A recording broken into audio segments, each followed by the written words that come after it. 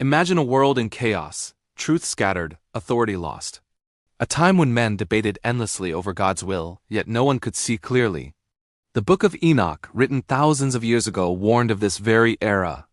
But it also promised something far greater, a moment when heaven would speak again, and divine authority would return to the earth. What if that moment had actually happened? What if ancient prophecy was fulfilled, not in some distant, mythological past, but in our modern world? Tonight, we explore that story, the prophecy, the visitation, and the restoration of the Church of Christ.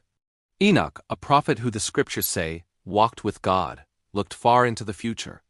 He wrote the words of the blessing of Enoch, wherewith he blessed the elect and righteous who will be living in the day of tribulation, when all the wicked are to be removed. Even in his ancient time, Enoch foresaw the corruption that would grip humanity. He saw division, deception, and the loss of spiritual clarity.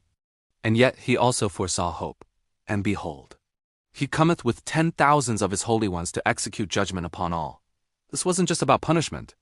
It was a prophecy of the return of order, truth, and authority. The final dispensation, Enoch foretold, would begin when heaven opened again and spoke directly to mankind. By the early 19th century, the world seemed to mirror Enoch's warnings. Religious debate was raging. Different churches taught conflicting doctrines. People were searching for truth, but the answers they found were fragmented, inconsistent, and often felt hollow. It was in this time of spiritual confusion that a young boy in upstate New York was grappling with the same questions Enoch had foreseen. Joseph Smith wondered, which church is the true one?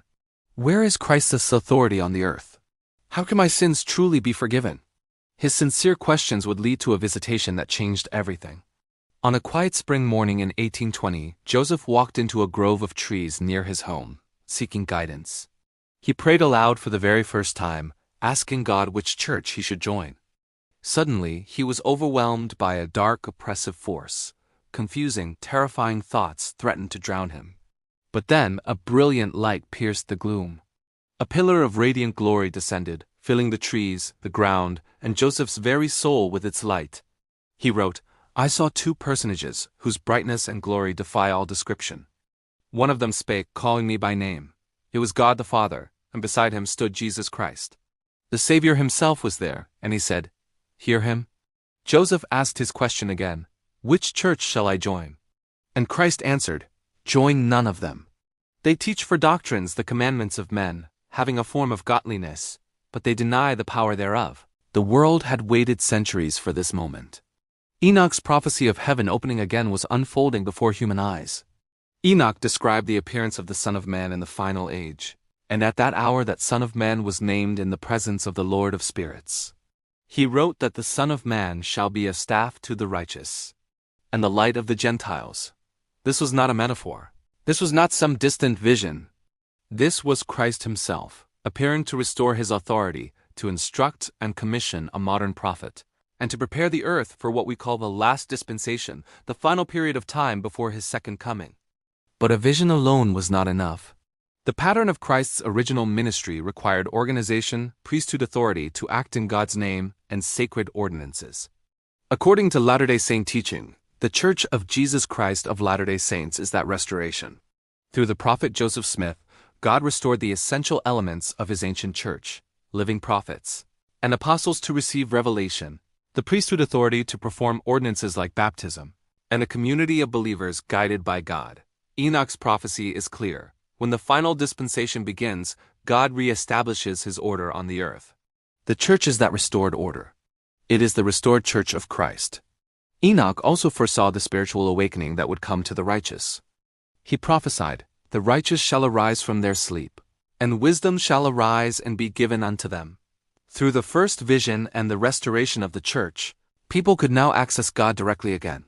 Forgiveness, guidance, and authority were no longer distant or hidden behind centuries of confusion. The final dispensation is not just about having correct knowledge, it's about having a living, personal connection with God, guided by his authorized servants. So why does any of this matter for us today?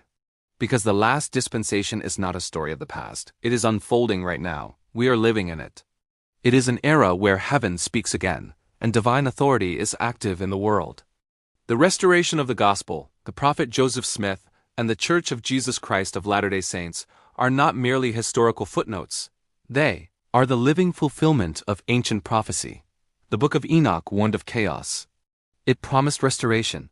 Joseph Smith saw the heavens open. Christ appeared. His authority returned to the earth. The Church of Jesus Christ of Latter-day Saints was organized to bring heaven as order and truth back to God's children. Enoch's words were not idle prophecy.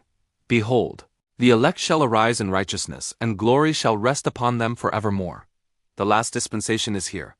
The heavens are speaking again, and God's kingdom is being restored among men. Thanks for watching. If you want to learn more, click the link in the description.